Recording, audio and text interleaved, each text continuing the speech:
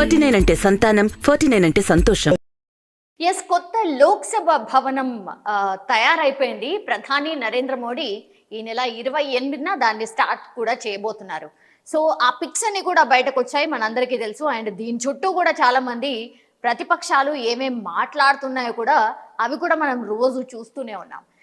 ఇక్కడ కొత్తగా ఏంటంటే కొత్త లోక్సభలో రాజదండం ఒకటి పెట్టబోతున్నారు. అసలు రాజదండం అనే వర్డ్స్ మనం జనరల్లీ అయితే రాజుల కాలం నాటి అప్పుడు వినుంటాం, చాలా పిక్చర్స్ లో కూడా మనం చూసి ఉంటాం. రాజదండం ఎట్లా ఉంటది అనేది చాలా పిక్స్ కూడా బయటకు వచ్చాయి. కాబట్టి ఎందుకని పార్లమెంట్ లో పెడుతున్నారు అనేది ఇప్పుడు ఒక చర్చ అని చెప్పొచ్చు. ఒకసారి తెలుసుకునే ప్రయత్నం చేద్దాం, అసలు రాజదండం ఏంటి, ఎందుకు పెడుతున్నారు అనేది.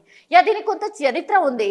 బికాజ్ ఇది ఏంటంటే అధికార మార్పిడికి యూజ్ చేసేవాళ్ళట. అంటే మనకు ఎప్పుడైతే స్వాతంత్రం వచ్చిందో 1947 ఆగస్ట్ 15th మనకు స్వాతంత్రం వచ్చింది. కాబట్టి దానికంటే జస్ట్ 1 day బిఫోర్ ఈ ఆంగ్లేయుల పాలన నుంచి మన పాలనకు వచ్చే అప్పుడు ఈ రాజదండం అనేది అప్పటికే ఉందట. సో వాళ్ళ నుంచి మనకు వచ్చినటువంటిదే రాజదండం అని అంటున్నారు. సో ఆంగ్లేయుల నుంచి భారతీయులకు జరిగిన అధికార మార్పిడికి గుర్తుగానే లార్డ్ మౌంట్ బాటన్ నుంచి జవహర్ లాల్ నెహ్రూ అందుకున్న రాజదండం. అంటే దాన్ని ఏమంటారు అని అంటే సెంగోల్ అని అంటారట. సో దాన్నే ఇప్పుడు పార్లమెంట్లో ప్రతిష్ఠించబోతున్నారు. సో ఇది ఒక ఐకానిక్ సింబల్ గా కూడా మారుతుంది అని చెప్పొచ్చు. ఎందుకంటే దీన్ని అంతే ప్రతిష్టాత్మకంగా తీసుకున్నారు. ఎందుకంటే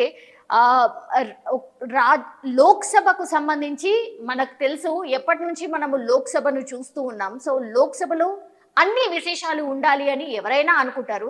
బికాస్ ఇది మరో 100 సంవత్సరాల పాటు లోక్సభను ఇదే విధంగా చూడబోతున్నాం. సో ఒక ప్రతిష్ట అంటూ ఉండాలి. కాబట్టి జనరల్లీ ఒక డిఫరెంట్ థాట్ ఆఫ్ ప్రాసెస్ లో ఇట్లాంటివన్నీ ఒక ఐకానిక్ సింబల్స్ లాగా ఉండే వాటిని కూడా పెట్టాలని అనుకుంటారు. ఇందులో భాగంగానే రాజదండం సెంగోల్ ను కూడా పెట్టబోతున్నారు. ఇది నీతి, న్యాయం అండ్ కర్తవ్య పథంలో సాగాలన్న సందేశాన్ని ప్రజలకు కానీ లేదంటే ప్రజా ప్రతినిధులకు కానీ ఇవ్వాలన్న ఉద్దేశంతోనే దీన్ని లోక్సభలో ప్రతిష్ఠించబోతున్నట్టు కూడా సర్కార్ చెప్తోంది, కేంద్ర సర్కార్ చెప్తోంది. సో దీన్ని రాజకీయాలతో దయచేసి ముడిపెట్టొద్దు అని కూడా ఒక విజ్ఞప్తి అయితే చేశారు. సో ఈ కార్యక్రమాన్ని పురాతన సాంప్రదాయాలతో నవభారతాన్ని జోడించడానికి చేస్తున్న ఒక ప్రక్రియ కూడా చూడాలంటున్నారు. ఈ రాజదండం గుజరాత్ లోని అలహాబాద్ మ్యూజియంలో ఉండేదట. సో గత ఏడాది నవంబర్ 4న అక్కడి నుంచి శాశ్వత ప్రాతిపదికన ఢిల్లీ జాతీయ మ్యూజియానికి దాన్ని అయితే తీసుకొచ్చారు. సో ప్రధానమంత్రి ఈ నెల 28న వేద మంత్రాల మధ్య ఒక సాంప్రదాయబద్ధంగా దీన్ని పార్లమెంట్ లో ప్రతిష్ఠించి జాతికి అయితే అంకితం చేయబోతున్నారు. ఈ కొత్త భవనం ప్రధానమంత్రి దార్శనికతకు సాక్ష్యం అని కూడా చెప్తున్నారు. నవభారత నిర్మాణంలో మన సంస్కృతి అండ్ వారసత్వాన్ని జోడించేందుకు చేసిన ఒక సరికొత్త ప్రయత్నంగా కూడా చెప్పుకొస్తున్నారు. ఈ భవనాన్ని రికార్డు సమయంలో పూర్తి చేశారు. అంటే 60,000 మంది కార్మికులు శ్రమిస్తే గానీ మన కొత్త పార్లమెంట్ భవనాన్ని మనం తయారు చేసుకోలేకపోయాం. సో భవనం ప్రారంభోత్సవం సందర్భంగా అయితే ప్రధానమంత్రి ఈ శ్రామికులు అందరినీ, ఎవరైతే ఈ పార్లమెంట్ భవన నిర్మాణంలో ఎవరైతే కార్మికులు ఉన్నారో వాళ్ళందరినీ కూడా సన్మానించబోతున్నారట. దాంతో పాటుగా రాజదండం ప్రతిష్టాపన అనే మహత్తర ఘట్టం కూడా ఇక్కడే ఆవిష్కృతం కాబోతోంది. ఎప్పుడైతే ఈ రాజదండం మార్పిడి జరిగిందో, ఎప్పుడైతే ఒక వ్యక్తి అంటే ఆ మార్పిడి జరిగినప్పుడు ఒక వ్యక్తి ఉన్నారట, ఆ వ్యక్తి కూడా ఈ కార్యక్రమంలో పాల్గొనబోతున్నాడు. ఆయన 96 ఏళ్ల ఉమ్మడి బంగారు చెట్టి అనే వ్యక్తి. అంటే ఎప్పుడైతే జవహర్ లాల్ నెహ్రూకి ఆంగ్లేయులు హ్యాండ్ ఓవర్ చేశారో అప్పుడు ఆ వ్యక్తి ఉన్నాడు. ద సేమ్ వ్యక్తి ఇప్పుడు కూడా ప్రతిష్టాపన జరిగేటప్పుడు కూడా ఆయన్నే ఉండబోతున్నారట. ఆయనకి ఇప్పుడు 96 ఏళ్ళు. ఆయన పేరు ఉమ్మడి బంగారు శెట్టి. సో ఆయన కూడా పాల్గొనబోతున్నాడు. ఒకసారి తెలుసుకునే ప్రయత్నం చేద్దాం, అసలు రాజదండం విశేషాలు ఏంటి, దాని చరిత్ర ఏంటి, ఒక్కసారి తెలుసుకునే ప్రయత్నం చేద్దాం.